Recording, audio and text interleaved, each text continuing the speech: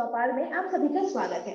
चौपाल का आयोजन राष्ट्रीय यूथ लीडरशिप ट्रेनिंग प्रोग्राम के द्वारा किया गया है, जो कि आर्ट ऑफ लिविंग अंतर्राष्ट्रीय केंद्र का हिस्सा है। यह बैठक एक संवाद है सामर्थ्य प्रदान करने वालों और आर्ट ऑफ लिविंग के सर्वोत्तम स्वयंसेवकों के बीच, जो निरंतर निश्चल भाव से गुरुदेव श्री श्री रविशंकर जी द्वारा समाज हित में दिए गए सिद्धांतों से समाज कल्याण में कार्यरत है। हमें आशा है कि इस बैठक से हमारे 50,000 से अधिक YLTP युवाचार्यों, शिक्षकों और स्वयंसेवकों को अपना सुंदर और अद्भुत कार्य जारी रखने की प्रेरणा और प्रोत्साहन मिलता रहेगा। YLTP अनेकों राज्य सरकारों के साथ कई सराहनीय कार्य में कार्यरत है और अब तक 10 लाख से अधिक लोगों तक पहुंच चुकी है।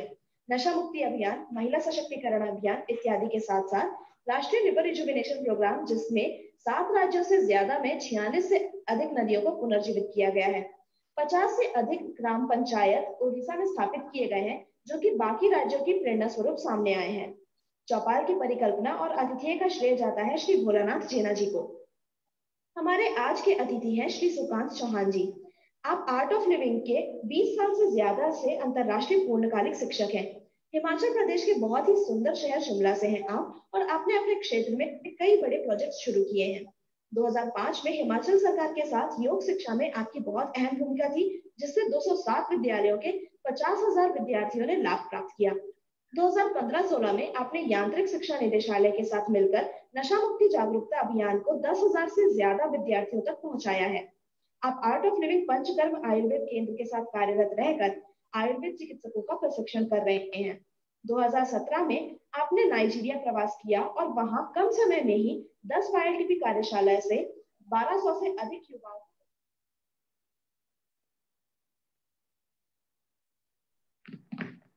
Hello, welcome to Chopal, an initiative of Youth Leadership Training Program's National Desk, a division of Art of Living Foundation International Center, Bangalore.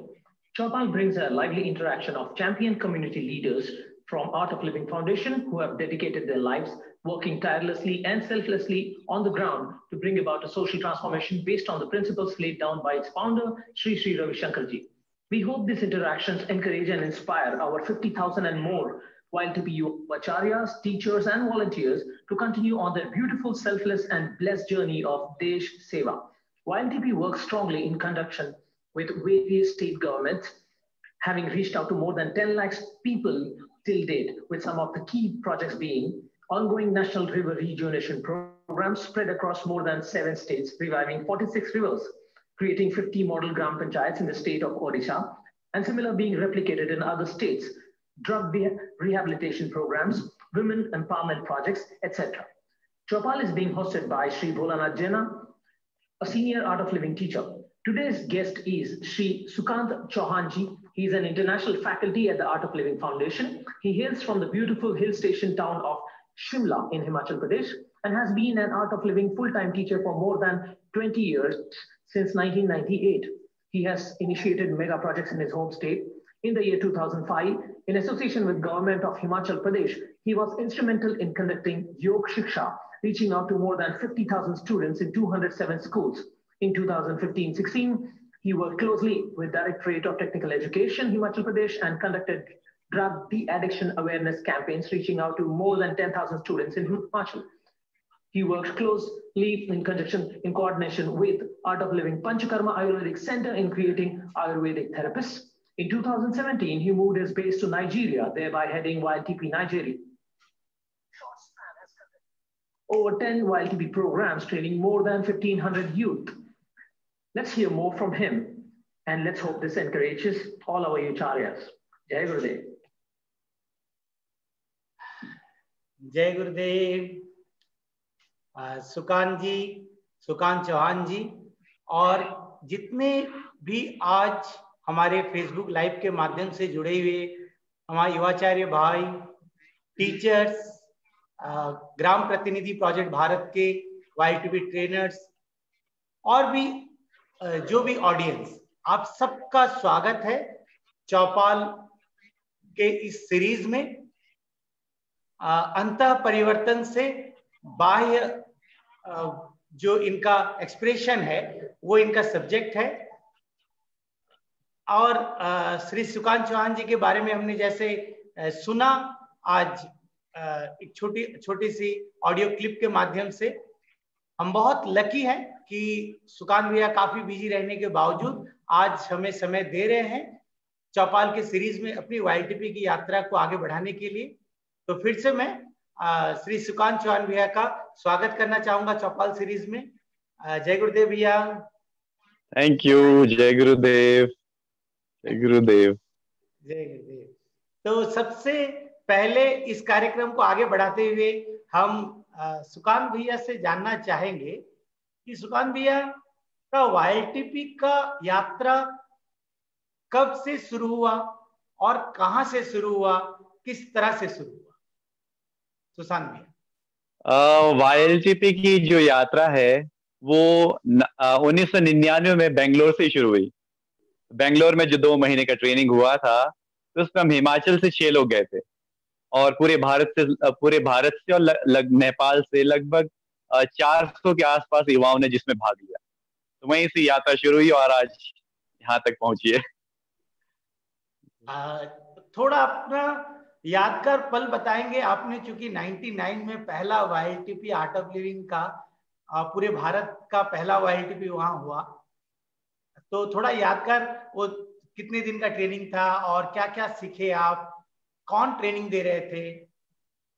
जी, तो ये बड़ा ही आश्चर्यजनक है क्योंकि हम हैप्पीनेस प्रोग्राम जिसको हम पहले भाग 1 पार्ट बेसिक कोर्स बोलते थे, तो वो कोर्स हम पहले ही कर चुके हैं 98 मार्च में जब गुरुदेव हिमाचल आए थे पहली बार। तो उसके बाद हमें प्रेरित किया, यहाँ बिंद्या दीदी और हमारे एक अध्यापक थे गुजरात से, तो उन्होंने कहा कि आप जाइए बेंगलोर ट्रेनिंग कीजिए। हमें लगा ठीक है। हम तो क्योंकि साधना में बहुत थे, आनंदित थे। हम जब बेंगलोर गए 2 महीने की ट्रेनिंग में, तो उस ट्रेनिंग के दौरान हमने पाया कि सुबह सुबह वहां पर जो 2 महीने का ट्रेनिंग था और उस 2 महीने में हमने देखा, क्योंकि हम सुबह हमारा जो रूटीन था यहाँ घर में, हम सुबह साधना, सुदर्शन क्रिया, पद्म साधना ये सब करते थे, मगर वहां पर सुबह 5 बजे उठकर 3 घंटे फिजिकल ट्रेनिंग, और उसके लिए कर्नल जी थे। तो हमें शुरू में बहुत ही अटपटा लगा कि ये हम किस ट्रेनिंग में आ गए, मतलब फिजिकल ट्रेनिंग हमें दी जा रही है, हम तो यहाँ पर साधना करने के लिए आए। 1 महीने ऐसे बीता, तो 1 महीने बाद जब गुरुदेव वहां पर आए तो गुरुदेव ने फिर कहा कि नहीं, सुबह सुबह सब लोग साधना किया करेंगे। तो उसके बाद हमें थोड़ा सुकून अच्छा लगा।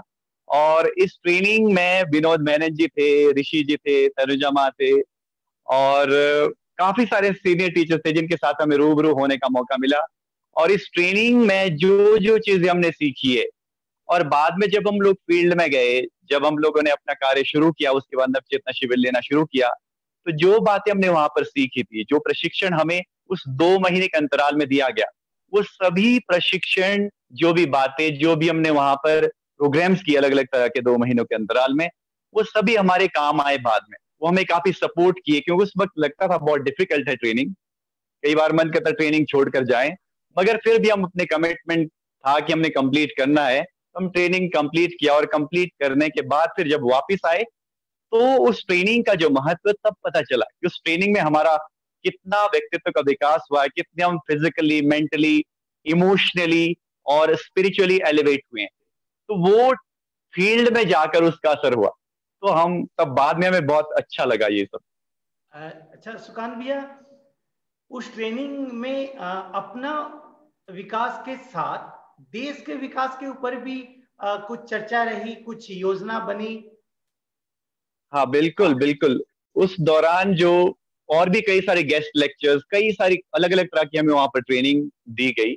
और उस ट्रेनिंग का सबसे बड़ा जो प्रभाव मैंने अपने जीवन में देखा है वो है कि एक ब्रॉडर विजन हमें वहां से मिला, क्योंकि ब्रॉडर विजन के कारण ही शायद वही एक कारण है जिसके कारण आज हम यहाँ पर टिके हैं।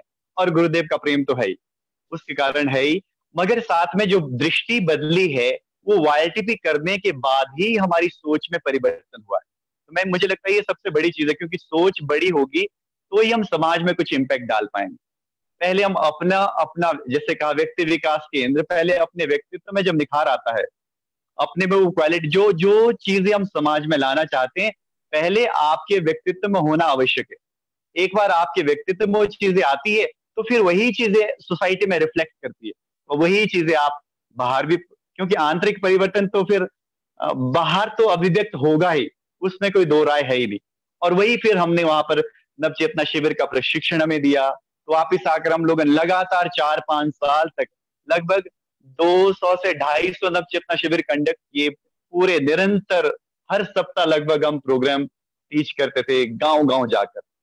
कितने लोगों का टीम आप लोगों ने इसको जारी रखा शुरुआती सालों में सुकांत भैया? हमने जब हम प्रशिक्षण करके वापस आए तो लगभग हम 2004 तक हम कंटिन्यू नवचेतना शिविर, मेडिकल कैंप्स ऑर्गेनाइज करना और गांव गांव में अलग अलग जो क्लीनिंग कैंपेन, ये सब चीजें हम लोग करते रहते थे वहां पर, सफाई अभियान, सड़क बनाना और अलग अलग तरह के। हमारे साथ पूरे हिमाचल प्रदेश में तो हमारे साथ काफी सारे युवा जुड़ गए थे। फुल टाइम लगभग 40-50 लोग हम फुल टाइम जो होते थे, बाकी पार्ट टाइम तो सैकड़ों में हमारे साथ होते थे। तो उनकी सहायता से, उनकी मदद से हम लोग पूरे हजारों गांव में पहुंच पाए। तो आपने करीब जैसे कहा कि 250 से ज्यादा नवचेतना शिविर उन 6 सालों में कराया और करीब 50 YLTP भी आप लोगों ने ऑर्गेनाइज किया, जिसे आकाश जी उस दौरान जी जी जी उस दौरान जब हम गांव गांव की यात्रा करते थे, ये प्रशिक्षण शिविर लगाते थे, तो हमें कई बार युवाओं से इंटरेक्शन हम करते थे। तो उस दौरान हम वहीं से युवाओं को सेलेक्ट करके उनको इनवाइट करते थे ट्रेनिंग प्रोग्राम में। इसी तरह से करीबन लगभग 50 YLTPs हमने ऑर्गेनाइज किए होंगे टीच करने से पहले। उसके बाद हम ट्रेनर बने। इसके लिए ये कंटिन्यू कर पाने का मोटिवेशन क्या था और इसमें चैलेंजेस क्या है? इसमें चैलेंज, सबसे बड़ा चैलेंज जो था वो था घर से। घर का सबसे बड़ा चैलेंज था, क्योंकि सब लोग बोलते आप जॉब करो, आप पैसे कमाओ, ये सब प्रेशर तो घर वालों का था और ये सबसे बड़ा चैलेंज। मगर हम अपने मार्ग पर बिल्कुल भी भटके नहीं, हम कंटिन्यू, हम जितना उनको कन्विंस कर सकते थे हमने किया। और फिर धीरे धीरे क्या हुआ, जब हम कंटिन्यू करते गए अपनी यात्रा, फिर घर वाले समझ गए कि ये कुछ होने वाला नहीं है, ये तो कंटिन्यू जाएंगे। तो धीरे धीरे उनको प्रोग्राम्स में लेके आए, उन सब ने प्रोग्राम किया, धीरे धीरे फिर उसकी उनको भी अंडरस्टैंडिंग बढ़ी और फिर वो लोग भी, फिर उन्होंने हमें स्वीकार कर लिया कि नहीं ठीक है, तुम लोग बहुत अच्छा कर रहे हो। फिर वो भी हमें सपोर्ट और एनकरेजमेंट देते थे कि ठीक है, आप जो भी कर रहे हो बहुत अच्छा है, आप आगे जाइए। तो हम ऐसे फिर कंटिन्यू करते गए। एक तो ये घर का चैलेंज था और दूसरा सोसाइटी में, तो क्योंकि हम लोग क्या 18-19 साल में हम लोग चल पड़े थे और हम बड़े गर्व के साथ कहते थे हम समाज, कोई पूछता था बड़े व्यक्ति हमसे तो बोले आप कौन हो, हम कहते हम समाज सुधारक है, तो वो लोग हंसते थे तुम समाज सुधारक। तो फिर ऐसे करते करते और कई सारे, हमें बहुत क्रिटिसिज्म भी मिलता था, लोग समझाते थे हमें, अरे जाकर घर वालों की सेवा करो, ये कुछ नहीं रखा है, तुम्हें हिप्नोटाइज कर दिया है। तो अलग अलग तरह से लोग अपने मत रखते थे, मगर हम भीतर से क्योंकि कन्विंस थे, इसलिए वो सब चीजें हमारे मन की स्थिति को प्रभावित नहीं करते थे और ना ही हमारे जो प्रतिबद्धता थी इस कार्य के प्रति, ना वहां से हम डगमगाते थे, ना ही हम भीतर से हिलते थे। भीतर से हम बड़े स्थिर रहते थे, मगर जो हमें उत्तर देने होते थे हम सबको बड़े प्यार से समझाते थे। कोई समझे तो अच्छी बात है, नहीं समझे मगर हम सुनते थे और फिर हम आगे बढ़ते थे। तो सोसाइटी का चैलेंज था, घर का चैलेंज था, ये सभी तरह की चुनौतियां हमने पार करते हुए। और दूसरी बड़ी बात थी, जब तक आप किसी कार्य को लेकर भीतर से कन्विंस नहीं हो, अंदर से आप सहमत नहीं हो, कन्विंस नहीं हो, तब तक आप आगे नहीं बढ़ सकते। कुछ टाइम तो चलो 1 साल 2 साल 2 महीने, मगर इतने लंबे अंतराल में इतने समय तक निरंतर चले रहना शायद वो करीब करीब मुश्किल था। मगर हम इसलिए कर पाए क्योंकि मैं तो मानता हूं ये सब कृपा है, कृपा के बिना होता नहीं है ये सब काम, मगर कृपा के कारण ही हम शायद यहाँ पर आज तक टिके हैं और पूरी तरह से तन्मयता से और पूरे प्रतिबद्धता से लगे हुए हैं। और जैसे आपके बारे में पता चला कि आप पहला 6 दिन का कोर्स के बाद ही पूर्णकालीन हो गए, सेवा में जुड़ गए। हाँ बिल्कुल, ये तो हमें भी, मुझे लगता है ये कोई एक घटना है, हमने कोई सोच समझ कर निर्णय नहीं लिया।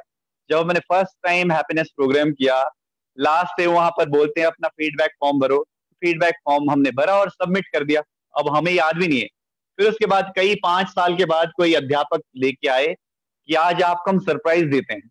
हमने कहा क्या? तो उन्होंने जब वो हमें दिया फीडबैक फॉर्म, उसको पढ़कर हम हैरान हो गए, क्योंकि उसमें जो जो एक एक शब्द मैंने लिखा था वो हम कर रहे थे, एग्जैक्टली हम वही कर रहे थे जिसमें लिखा था, क्योंकि वो दिमाग से सोच समझ कर नहीं लिखा था, वो जो भी उसमें अपने विचार हमने व्यक्त किए थे, जो भी इच्छाएं प्रकट की थी कि हम पूरे देश में ट्रेवल करेंगे, अलग अलग राज्य में जाएंगे, विदेश जाएंगे, वो सारी इच्छाएं लिखी थी और धीरे धीरे हमने देखा वो सब हमारी इच्छाएं परिणित हो रही थी, धीरे धीरे वो फुलफिल हो गई थी।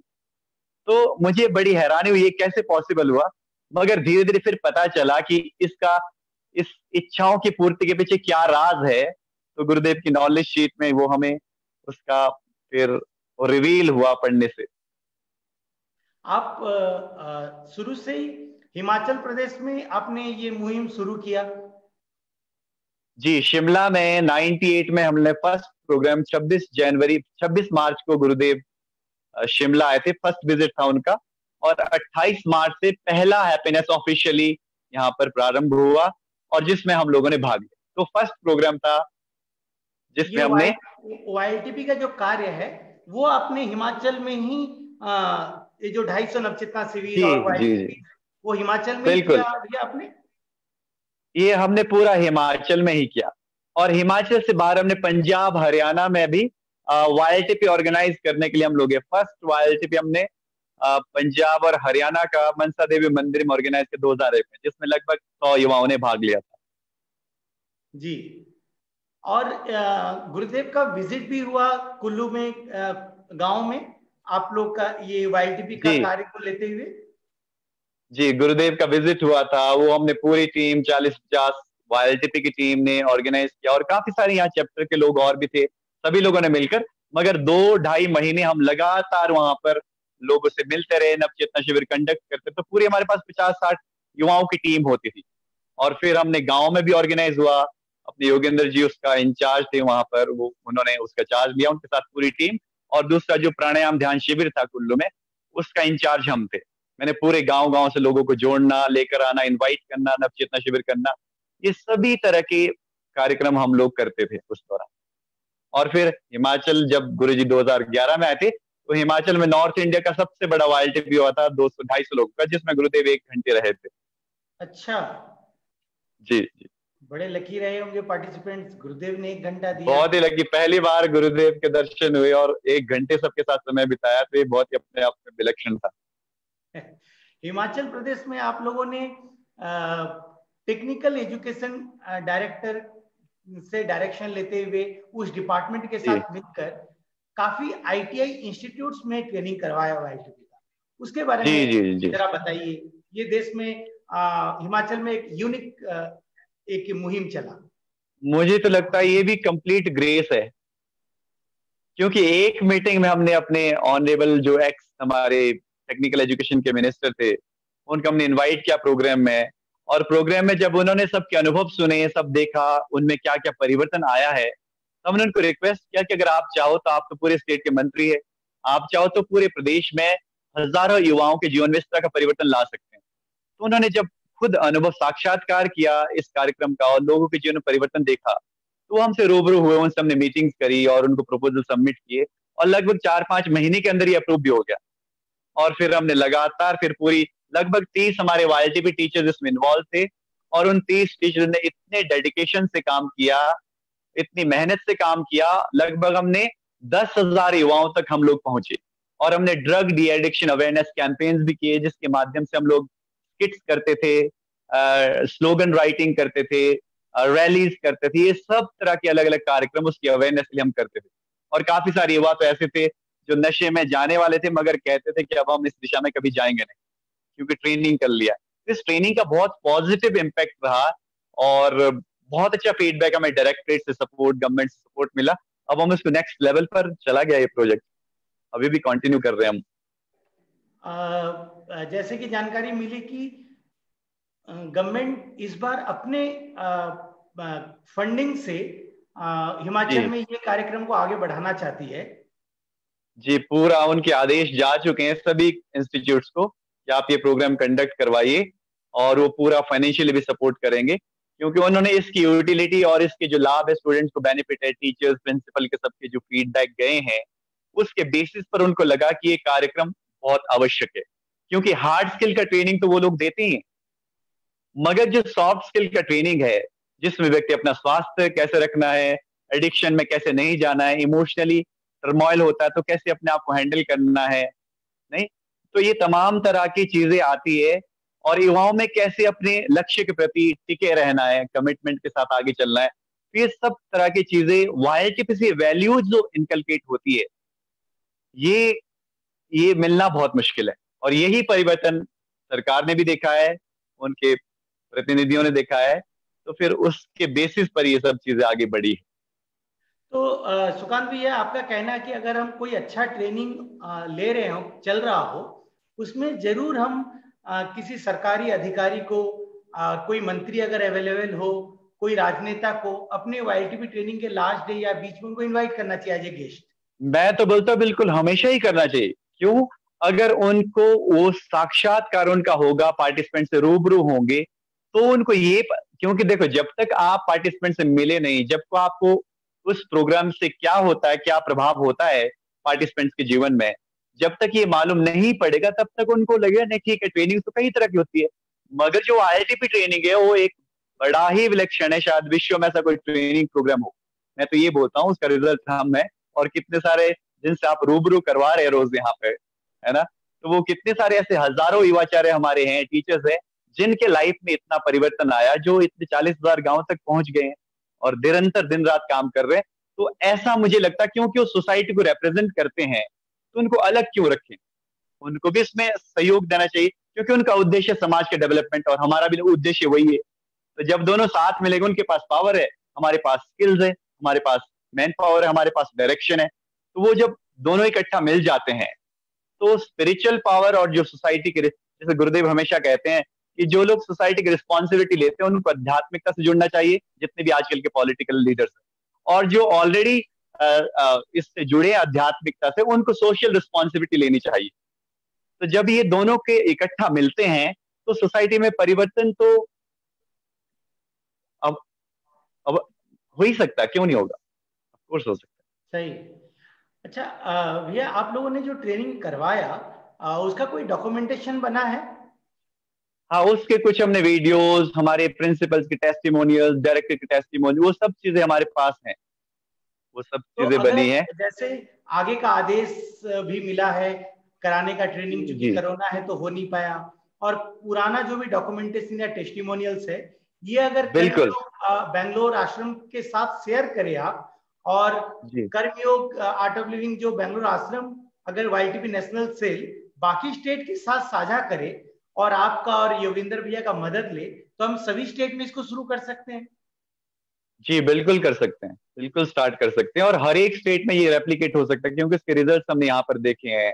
यहाँ पर हम पूरे ऑफिशियल्स के, प्रिंसिपल के एक्सपीरियंसेस है, डायरेक्टर के एक्सपीरियंसेस है, स्टूडेंट्स के एक्सपीरियंसेस है, तो उसके बेसिस पर पूरे भारत देश में हो सकता है, और जिससे लाखों लाखों युवाओं को लाभ पहुंच सकता है। सही है। सुकांत भैया, आपने तो सिर्फ अपने देश में ही नहीं, देश में कुछ तो राज्यों का आपने नाम बताया, जैसे यूपी, राजस्थान, पंजाब, हरियाणा और जम्मू एंड कश्मीर, इन जगहों पे भी आपने काम किया। तो जी बिल्कुल। कम शब्दों में हिमाचल प्रदेश और इन राज्यों में क्या आपको फर्क दिखा काम करने में, थोड़ा बताएंगे? जहां तक हिमाचल प्रदेश की बात है, यहाँ पर कार्य करना, मुझे वैसे तो कहीं भी आपका कमिटमेंट हो तो आप कहीं भी जाकर कर सकते हो, मगर अलग अलग राज्य में जाने से वहाँ के अलग अलग तरह के लोग, अलग अलग तरह की संस्कृति, अलग अलग तरह का कल्चर है, अलग अलग तरह का माइंड सेट भी है। तो वो अलग अलग तरह के माइंड सेट, चैलेंजेस हर एक जगह की, हर एक राज्य की अपनी अपनी चुनौतियां हैं, नहीं? तो वो चुनौतियां हमेशा ही रहेगी, मगर हमें सिर्फ अपने कमिटमेंट पर ध्यान देना। आप अगर कमिटेड हो, आप में अगर वो कौशल हो कैसे लोगों को जोड़ना है, तो आप वहाँ अलग अलग तरीके खोजेंगे लोगों को कनेक्ट करने के। तो सेम जो मापदंड हम हिमाचल प्रदेश में लगाते हैं, हो सकता है वही उत्तर प्रदेश में शायद वर्क ना करे, राजस्थान में वर्क ना करे, जेएंडके में वर्क ना करे। तो अलग अलग राज्य में अलग अलग तरह की रणनीति बनेगी काम को आगे बढ़ाने के लिए। तो यहाँ की अलग है, तो सभी जगह राज्य की मुझे लगता है एकदम अलग अलग स्ट्रेटेजी होनी चाहिए, और होती है। तो इस बातों से हम ये निष्कर्ष निकाल सकते हैं कि ट्रेनर्स को थोड़ा ट्रेवल जरूर करना चाहिए अभी, अब भी। बिल्कुल बिल्कुल, बिल्कुल क्योंकि जब तक आप ट्रेवल नहीं करोगे तब तक आपको एक्सपोजर नहीं मिलेगा। आप अलग अलग लोगों से मिलेंगे, आपका अलग कम्युनिटी के लोगों से इंटरेक्शन होगा, तो आपकी टीचिंग में निखार आएगा, आपके व्यक्तित्व में निखार आएगा, आपके कम्युनिकेशन में निखार आएगा, आप हर एक एस्पेक्ट आपके व्यक्तिगत पहलू में तो निखार आएगा ही। इसलिए मुझे लगता है बाहर जाना तो सभी ट्रेनर का आवश्यक है, अलग अलग राज्य में। आपके कामों को सहराते हुए सराहना हुई और गवर्नमेंट में भी आपका बड़ा अच्छा वहां पे रिकॉग्निशन मिला आपको। और शायद वाईएलटीपी हमारे जितने भी टीम मेंबर्स है कर्मयोग के आज तक, पहले आप ऐसे होंगे जिनको ministry of yoga and, ministry तो नहीं डिपार्टमेंट है, योगा एंड नेचुरोपैथी में स्टेट एडवाइजर में एज ए मेंबर आपको चुना गया 3 साल के लिए। ये तो बहुत बड़ा ऑनर का विषय है हमारे लिए पूरे आर्ट ऑफ लिविंग में और बिल्कुल, खास करके कर्म योग में। उसके बारे में थोड़ा बताएंगे क्या? उसमें बस मेरा नाम नॉमिनेट हुआ था, उस वक्त मैं एसटीसी था 2011 में, हिमाचल प्रदेश का स्टेट टीचर्स कोऑर्डिनेटर। तो उस वक्त मेरा नाम मनोनीत हुआ था। तो उस वक्त फिर हम लोगों ने कई कुछ मीटिंग्स मैंने अटेंड करी है, तो बहुत अच्छा लगा। और भी कई ऑर्गेनाइजेशंस के लोग थे, गवर्नमेंट के लोग थे, तो मीटिंग्स रेगुलर बेसिस पर होती थी, सुझाव देना क्या क्या परिवर्तन कर सकते हैं नेचुरोपैथी में, योगा को लेकर। तो हम लोग अपने सुझाव सब चीजें देते थे। बल्कि उसी दौरान हमारा एक पूरे हिमाचल में डॉक्टर्स के लिए भी एक प्रोग्राम फाइनल होने वाला था, मगर कुछ किसी कारणवश हो नहीं पाया, मगर उसके लिए पूरा गवर्नमेंट भी सहमति में आ गई थी और काफी सारी चीजें होने वाली थी उस दौरान। तो हमारे जो आईटीपी के काउंसिल मेंबर्स है, ट्रेनर्स है, स्टेट बॉडीज में, स्टेट गवर्नमेंट के जो बॉडीज में अलग अलग जो उनके एडवाइजरी कमिटी होती है, काउंसिल्स होती है, अगर हमारे लोग नॉमिनेट होते हैं तो बहुत फायदेमंद रहेगा समाज के लिए भी और संस्था के लिए भी। बिल्कुल बिल्कुल बिल्कुल बिल्कुल, बहुत ही अच्छा है, क्योंकि गवर्नमेंट से तालमेल होगा, हम किसी एक पोजीशन में जाएंगे, क्योंकि हमारा तो ऑर्गेनाइजेशन इतनी बड़ी है और ऑर्गेनाइजेशन की एक्सपर्टीज है इस फील्ड में। तो अगर हमारे लोग राज्य के स्तर पर उसमें मनोनीत हो जाए तो उससे उत्तम कोई बात नहीं हो सकती, क्योंकि उनके माध्यम से, उनके साथ मिलकर हम अपने मैसेज को तो जनमानस तक पहुंचा सकते हैं बड़ी आसानी से। जी, अब हम अपने देश से थोड़ा बाहर निकल के बाहर चलते हैं। जी। भारत से बाहर कुछ देशों में वाईएलटीपी गुरुदेव ने शुरू किया और बहुत कम ऐसे ट्रेनर्स होंगे जिनको ये मौका मिला देश के बाहर इसको फैलाने का, इस मूवमेंट को आगे बढ़ाने का। उसमें से आप भी एक लकी रहे जिनको ये रिस्पॉन्सिबिलिटी मिला और आप नाइजीरिया जाके इस मुहिम को शुरू किया। तो सुकांत भैया, हम आपसे जानना चाहेंगे आपका नाइजीरिया ट्रिप और वहां का वाईएलटीपी का यात्रा। नाइजीरिया का ट्रिप बहुत ही बड़ा ही उत्कृष्ट और बहुत ही चुनौतीपूर्ण था और बहुत अच्छा रहा। और वहाँ के लोग बहुत फ्रेंडली है, बड़े एक्सप्रेसिव है, बहुत अच्छा लगा। मगर साथ में टीचिंग और वहाँ पर खाना पीना रहना, ये चुनौतियां बहुत थी। तो इन चुनौतियों का सामना करते हुए फिर भी हमने मैदान नहीं छोड़ा, हम टिके रहे विपरीत परिस्थितियों होने के बावजूद भी। और वहां पर उस पूरे अपने 4-5 विजिट के दौरान हम लोगों ने लगभग 1200 लोगों को टीच किया, 1200 से अधिक लोगों को टीच किया। और एक विजिट मीनाक्षी जी मेरे साथ रहे हैं जो पूरे साल भर वहां रहे। हम दोनों ने मिलकर काफी युवाओं को वहां पर ट्रेनिंग दिया। नाइजीरिया में आपको सबसे चुनौतीपूर्ण या सबसे टफ स्टेट डेल्टा में भेजा गया। जी वहां आप शुरू करें तो बिल्कुल, डेल्टा से किया वहां पे पहला ट्रेनिंग कैसे शुरू किया? पहला ट्रेनिंग पूरा एक्सपेरिमेंटल बेस था कि देखते हैं क्या रिजल्ट्स होते हैं, क्योंकि फर्स्ट टाइम वहां पर कोई एक्सपोजर नहीं था ना योगा का ना उस, क्योंकि अलग अलग तरह के माइंड सेट है और अलग कम्युनिटीज में आप जा रहे हो। और मगर फिर भी हम लोग गए और जाकर फिर कुछ लोगों के सपोर्ट से कोलैबोरेट करके फिर हम लोगों ने पहला फर्स्ट प्रोग्राम जो हुआ तो एक्सपेरिमेंटल था जिसमें 100 लोग थे। तो 100 लोगों को मुझे प्रोग्राम सिखाना था और उस प्रोग्राम पर ये निर्भर करना था ये आगे प्रोग्राम करवाने हैं नहीं। अच्छा। तो जब फर्स्ट उसमें पहले दिन तो कम लोग आए थे, लगभग 20-25 लोग आए थे, तो फिर थोड़ा उनसे बातचीत करते करते सेकेंड डे फिर 100 लोग आ गए। तो जब 100 लोग आए वहां पर, तो 100 लोगों को हमने सिखाना शुरू किया। तो हमने कहा हमने पूरी जान लगा दी। एक तो पहला चैलेंज क्या था, वहां पर कुछ भी खाना नहीं था, यानी खाना था मगर वहां पर सब, क्योंकि अ, शाकाहारी भोजन नहीं मिलता था। तो मैं पूरे 5 से 6 दिन तक वेजिटेबल फ्रूट्स इस पर ही सरवाइव किया हूँ। तो मुझे लगा शायद अब तो बहुत मुश्किल है 6 दिन काटना, क्योंकि आप कितनी फल खाओगे, कितनी सब्जी खाओगे, अगर आपको आदत नहीं है, आपका सिस्टम इतना जल्दी एग्रीमेंट में नहीं आता। मगर फिर भी हम लोग टिके रहे, मैं टिका रहा वहां पर। और फिर 6 दिन का प्रोग्राम किसी तरह कंप्लीट किया, और मुझे लगा इनको मैं सुदर्शन क्रिया सिखाता हूँ, और मैंने बोला बहुत अच्छा रहेगा सबको। मगर उनको सुदर्शन क्रिया सिखाना भी चैलेंज था, बिठाना, क्योंकि वो बैठ नीचे नहीं बैठते। फिर उनको अलग अलग आसन ये सब नहीं नहीं करते, बाकी सब डांस कर लेंगे, सब चीजें कर लेंगे, मगर उनको आंखें बंद करके कुछ प्रैक्टिस करवाना हो तो ये बहुत मुश्किल है। तो फिर किसी तरह से मैनेज किया, और किसी तरह 4-5 दिन प्राणायाम सिखाता रहा। और फिर मुझे लगा आज मैं क्रिया सिखाता हूँ, कि 2 दिन बच गए थे, तो मगर क्रिया में उनको सिखा नहीं पाया फर्स्ट प्रोग्राम में, मैं सिर्फ भस्त्रिका तक पहुंचाया। अब मुझे लगा कि अब शायद बस, अब तो शायद ये प्रोग्राम मेरे को लगा आगे कुछ भी नहीं होने वाला, शायद ऐसा मुझे लगा। मगर एंजॉय तो कर रहे थे। और लास्ट डे जिस दिन मैंने इंस्ट्रक्शन दिया आज हम सुदर्शन क्रिया सीखेंगे, तो उस दिन क्या है, भस्त्रिका तक सब लोग पहुंचे। उसके बाद फिर वो लोग लेट गए, आधे पौने घंटे तक कोई व्यक्ति उठा नहीं वहां से। तो मुझे लगा अब क्या होगा उसके बाद। मगर जब वो उठे, उसके बाद जो उन्होंने अनुभव शेयर किए वो सुनने लायक।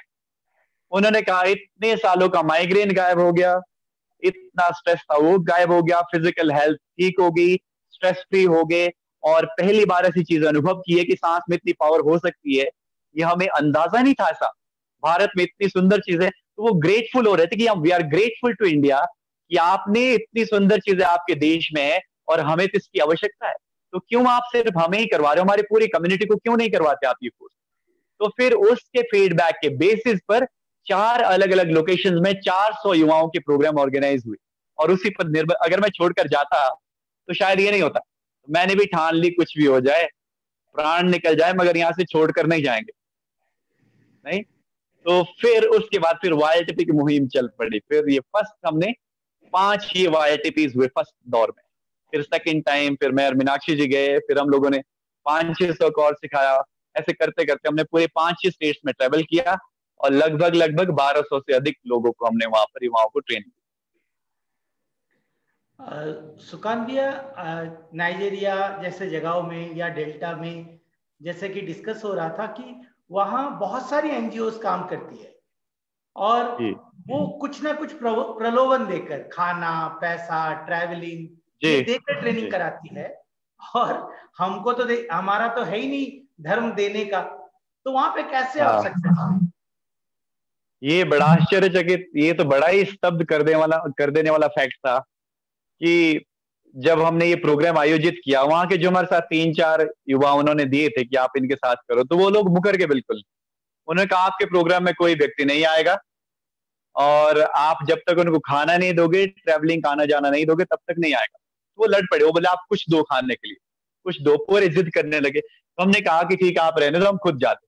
तो जो हमने वहां पर कुछ युवा जिनको बहुत अच्छा वाईएलटीपी करके लगा था, ऐसे 1-2 को पकड़कर फिर हम लोगों ने चर्च, हम गए, वहाँ मास असेंबली होती है चर्च में, मतलब चर्च में चलते हैं, मिलते हैं। तो हम पास्टर से मिले, तो उनको बोला कि ऐसे सिस्टम करने, तो उन्होंने 2 मिनट का समय दिया असेंबली में। तो 4 से 5 चर्च में हम लोग गए, वहां पर मास असेंबली को हमने एड्रेस किया, और 2-2 मिनट करके ऐसे 300 लोग हमारे शिविर में आए। फ्री आए, कोई खाना नहीं, कुछ भी हमने उनको दिया नहीं। और लास्ट डे में उनको कहा कि आपने शिविर किया है फ्री ऑफ कॉस्ट, अब कुछ ना कुछ आप कंट्रीब्यूट करो। तो मुझे उनके एनजीओ से कॉल आता, वहां के लोकल लोगों का जिनके घर हम रुके थे, वो एनजीओ चलाते हैं, उनके साथ हम कोलैबोरेट किया था। उनका फोन आता है कि आप ये बताइए आप उनको कितने पैसे दे रहे हो, आप उनको कितना भोजन दे रहे हो, क्या दे क्या रहे हो। तो उनको यकीन नहीं हुआ कि हमने कुछ भी नहीं दिया, भाई हमारे पास कुछ भी नहीं है देने के लिए, हमने सिर्फ उन्होंने कहा 5 दिन तक रोज आपके ट्रेनिंग में, ये असंभव सा लग रहा है, हम पूरा जिंदगी यहाँ पर बिता दिया है, मगर हम कभी भी ये हमने कभी सोचा नहीं है, और क्योंकि ऐसा होता ही नहीं यहाँ पर, पहली बार ऐसा देखने को मिला है। वो लोग भी बड़े आश्चर्यचकित थे कि ये कैसे संभव है। तो वो पूछ रहे थे ये प्लान कैसे होता है, ये सब चीजें। मैंने बोला ये आपको समझ आएगा नहीं शायद, तो उसके लिए आपको कुछ और प्रोग्राम करने पड़ेंगे। इसके पीछे क्या ताकत है हमें पता है, मगर शायद आपको नहीं पता ये सब कैसे होता है। तो तो बहुत अच्छा रहा, बहुत एक क्रांति सी आ गई होगी इतने हाँ, छोटे से जगह में ऐसे भारत से कोई बिल्कुल जाकर बिल्कुल।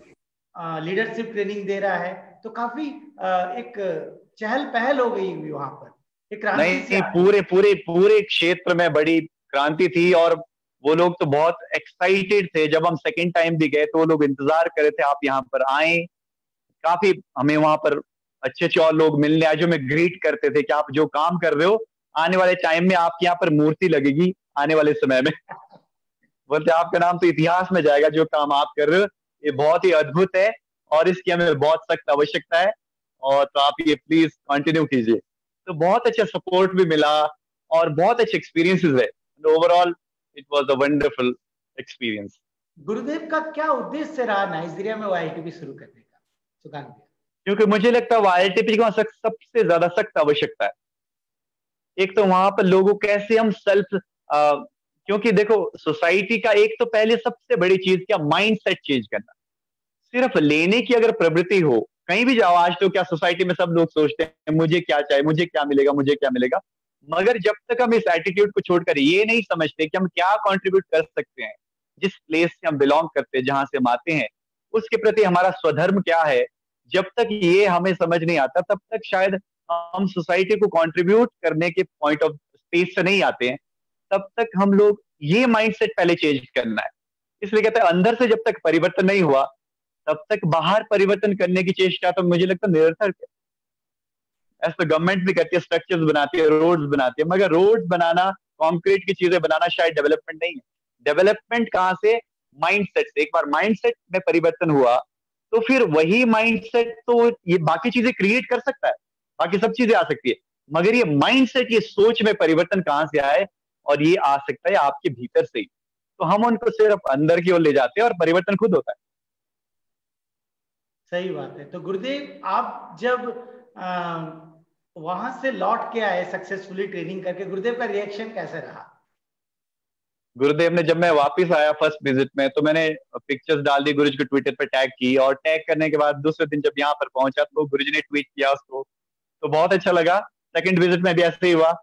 2 बार गुरुदेव के ट्वीट्स आए थे। सेकंड टाइम जब हम लोग गए थे तब भी गुरुदेव ने ट्वीट किया था। और गुरुदेव जब यहाँ पर मिले थे कि हमें पता लग गया बहुत अच्छा काम हुआ है, आप सबके साथ अपना अनुभव नाइजीरिया का बांटिए, कैसा रहा सबको बताओ। मैंने बोला ये तो बताने लायक है बिल्कुल। तो हम ऐसे मान सकते हैं कि अगर वाईटीपी का ट्रेनर ठान ले और कमिटेड हो जाए तो पूरे विश्व में कहीं भी जाके धमाका मचा सकता है। पूरे विश्व में कहीं पर भी, अगर डेल्टा जैसे स्टेट में, जो बड़ा ही ऐसा स्टेट है जहां पर काम करना करीब करीब बहुत मुश्किल है, जहां पर इंडियन कम्युनिटीज के लोग, जिस क्षेत्र में तो मैं रुका था वहां दूर दूर तक नहीं थे। जब एक बार कोई व्यक्ति मिलने आए थे तो वो लोग तुरंत भागकर चले गए, बोले आप यहाँ पर कैसे स्टे कर रहे हो, ये तो बहुत अनसेफ जगह, आपको यहाँ नहीं रुकना चाहिए। मैंने बोला हमारी सेफ्टी और सिक्योरिटी है कुछ, ठीक है, तो मगर हम टिके रहे। तो और बहुत अच्छा लगता है जब आप लोगों के जीवन में ऐसा परिवर्तन देखते हो, तो ट्रांसफॉर्मेशन देखते हो, तो फिर उससे उत्कृष्ट कोई चीज नहीं। जैसे कहते हैं कि स्टेट ऑफ माइंड को अपलिफ्ट करना, क्योंकि स्ट्रेस वहां भी काफी है। वुमेन्स को स्ट्रेस है, मैन को स्ट्रेस है, हर व्यक्ति स्ट्रेस में तो है ही। तो स्ट्रेस से रिलीफ, स्ट्रेस से मुक्त व्यक्ति को करना और उनकी स्टेट ऑफ माइंड को अपलिफ्ट करना, आई थिंक ये सबसे बड़ी उत्कृष्ट सेवा है। मनोस्थिति को परिवर्तित करना, उसको उठाना, ये बहुत उत्कृष्ट है। बहुत अच्छा यात्रा रहा नाइजीरिया का आपका। तो आप वहां सच में एक बहुत बड़ा टीम खड़ा करके आए, जो कि आगे हाँ, चल रही टीम वहां, बिल्कुल बिल्कुल बिल्कुल। वो टीम के मेंबर आज भी कनेक्टेड, आज भी मैसेज आते हो, वेट करते हैं आप कब आ रहे हो दोबारा। तो वो लोग लगभग मेरे से संपर्क में है ही, सभी यूथ वहां के काफी। एक बार जब मैं सेकंड विजिट में भी गया था तो सब लोग मिलने आए, सब लोग बहुत खुश हुए कि मिलकर यहाँ पर करेंगे। तो वो तो है कनेक्टेड, और वो एक फोर्स है जिनको बस हमें वापस एक उनका फॉलोअप करने की आवश्यकता, और कुछ नहीं। तो वो लोग आपके साथ हैं। सुकांत भैया, अभी हमारे प्रधानमंत्री नरेंद्र मोदी जी का एक आह्वान है कि आत्मनिर्भरशील भारत, और आत्मनिर्भरशील युवा। हमारा जो वाईएलटीपी ट्रेनिंग है वो काफी लोगों को तो आत्मनिर्भरशील बनाया ही है। आपने परोक्ष रूप से हिमाचल प्रदेश के काफी सारे युवाओं को बैंगलोर आश्रम भेजे, थेरापिस्ट का ट्रेनिंग कराया और अलग अलग जगह को जॉब भी दिलवाया। इसके बारे में थोड़ा बताना चाहेंगे क्या? जी, हम जब ट्रेनिंग करते थे तो ट्रेनिंग के दौरान हम लोग चयन करते थे लोगों का। कुछ लोग जो फुल टाइम कर सकते, फाइनेंशियली स्ट्रांग है, तो उनको अपने फुल टाइमर्स, और फिर कुछ लोग ऐसे थे जो फाइनेंशियली इतने मजबूत नहीं थे, तो उनको हम अलग अलग ट्रेड, जैसे पंचकर्मा ट्रेनिंग 50-60 लोगों को हम लोग भेज चुके हैं जो थेरेपिस्ट बन चुके हैं और बहुत अच्छे से अर्न कर रहे हैं। और अलग इंडिया में अलग अलग सेंटर्स में लोग जॉब करते हैं और घर वालों को भी सपोर्ट करते हैं। उसमें से कुछ 2 लड़कियां हमारी कंबोडिया में है। तो इस तरह से हम अलग अलग जगह पर भेजते थे और कुछ लोग हम प्रेरित करते थे कि आप अपना सेल्फ हेल्प ग्रुप बनाइए। जैसे मंडी में गोहर में एक लड़का है नंदलाल, उसने कई सालों वर्षों से वो चला रहे हैं मशरूम कल्टीवेशन, अचार कल्टीवेशन, है ना। तो जब गुरुदेव कुल्लू आए थे तब भी उन्होंने अपना अनुभव बांटा था कि गुरुजी आपकी प्रेरणा से, क्योंकि वो नशे में पहले थे, ट्रेनिंग के बाद जब वो सब छोड़ा तो उसके बाद उनमें ऐसा विश्वास जागा, उन्होंने 40-50 युवाओं को जोड़कर, जो लोग कुछ नहीं करते थे, उनको इकट्ठा करके सेल्फ हेल्प ग्रुप बनाया और सभी लोग फाइनेंशियली स्ट्रांग हो गए। तो ऐसे कई सारे उदाहरण हैं जिसके माध्यम से हम लोग ये सोसाइटी में कर सकते हैं। और अपनी ट्रेनिंग तो इतनी सशक्त है जो आपको ऐसा हौसला, ऐसा आत्मविश्वास प्रदान करती है जिसके दम पर आप समाज में कुछ भी कर सकते हैं। ऐसा आपने एक एटीट्यूड डेवलप करती है, मनोदृष्टि ऐसी आती है। प्रधानमंत्री साहब का एक और अभी आह्वान है स्वदेशी। हमको अपने देश के जो भी उत्पादक है उसको यूज करना है। और 98 से जब से वाईएलटीपी मैनुअल बना है, 99 से, बिल्कुल बिल्कुल गुरुदेव ने उसी समय कहा था और एक लिस्ट भी हमको दिया करते थे कि ये प्रोडक्ट्स को यूज करवाना है लोगों को। तो क्या ऐसा नहीं लगता कि अभी सही समय आ गया है जहां सरकार का भी फोकस है स्वदेशी में और आर्ट ऑफ लिविंग का गुरुदेव का तो डे 1 से रहा है।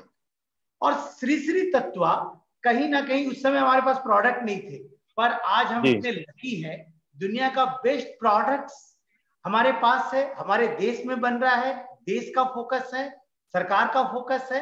हम कैसे इसको आगे बढ़ा सकते हैं श्री श्री तत्वा को गांव-गांव? बिल्कुल, आप बिल्कुल सही बोल रहे हो।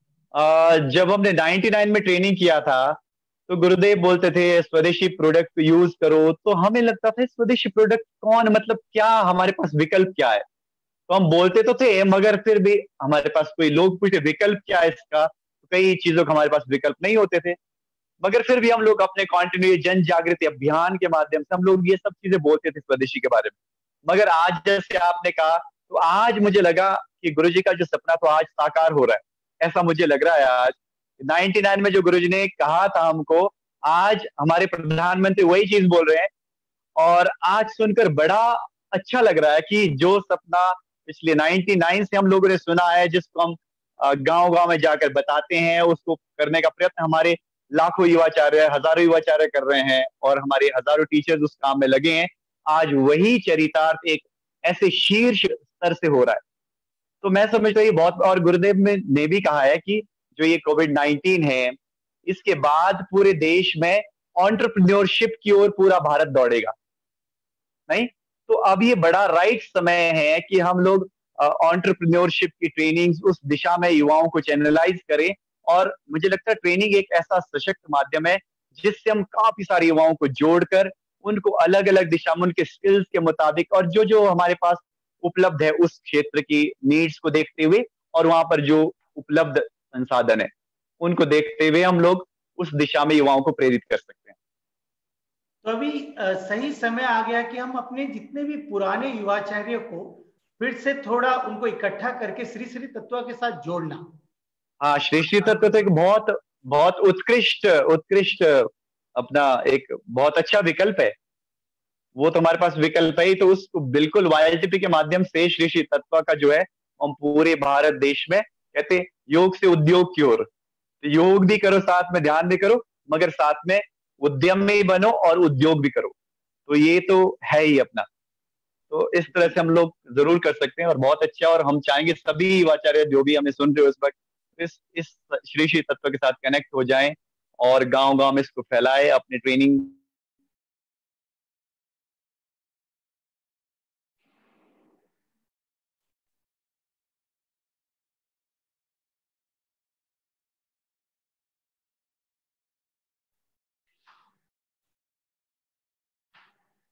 कहाँ प्रॉब्लम है?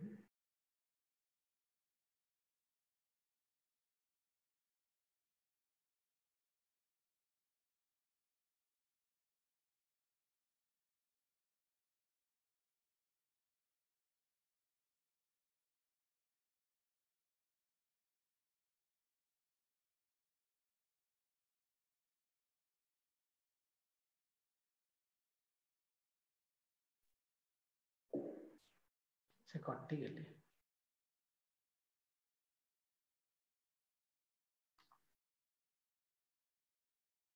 शायद डिस्कनेक्ट हो गया सुकांत भैया का।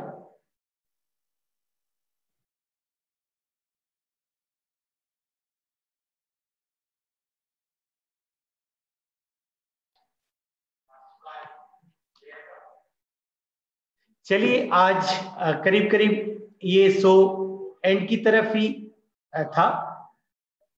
जैसे कि हमने सुना आज सुकांत भैया का, उनका अपना वाइल्डटीपी का यात्रा, किस तरह से वो खुद एक वाइल्डटीपी ट्रेनिंग कर कर एज ए युवाचार्य उन्होंने अपनी यात्रा शुरू की।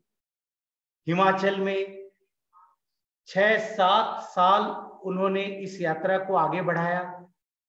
फिर देश के अलग अलग राज्यों में उन्होंने इस यात्रा को आगे बढ़ाया, टीम खड़ा किया, मुहिम चलाया और फिर नाइजीरिया जैसे देश में जाकर, डेल्टा जैसे वहां का स्टेट में उन्होंने 1200 लोगों का टीम खड़ा किया हुआ है। तो बहुत रोचकपूर्ण रहा उनका ये यात्रा। कल हम इसी वक्त फिर मिलेंगे। बिहार से हमारे नितिन शर्मा जी का वाइल्डटीपी का यात्रा को सुनने, उन्होंने भी युवाचार्य की तरह अपना एक यात्रा शुरू की बिहार में और 15 से 17 साल वो वाइल्डटीपी में समय दिया उन्होंने और बिहार के गांव-गांव में एक क्रांति लाया वाइल्डटीपी के माध्यम से। तो सभी जितने भी फेसबुक के माध्यम से आज ऑडियंस जुड़े हैं, वाइल्डटीपी या कर्मयोग बेंगलोर आश्रम की तरफ से सभी का धन्यवाद देना चाहेंगे कि आप हर दिन जुड़कर हमें उत्साहित कर रहे हैं, प्रोत्साहित कर रहे हैं। सुकांत जी अभी नहीं है लाइन में, उनका भी धन्यवाद देना चाहेंगे कि उन्होंने अपना समय दिया यहाँ और हमें उत्साहित किया और अपना एक्सपीरियंस शेयर किया सबके साथ। आप में से भी जो लोग चाहते हैं कि अपना अनुभव बताएं वाइल्डटीपी का, कृपया कर्मयोग आर्ट ऑफ लिविंग बेंगलोर आश्रम में आप कांटेक्ट करें और अपना नाम दें। आपको भी हम चाहेंगे कि आप भी आके अपनी यात्रा लोगों के साथ साझा करें। और जो भी इस वीडियो को फेसबुक के माध्यम से देखें, आपसे रिक्वेस्ट है आप इस लाइव प्रोग्राम को ज्यादा से ज्यादा लोगों को शेयर करें ताकि बाद में भी ये उनको इसका फायदा मिल सके। धन्यवाद और जय हिंद।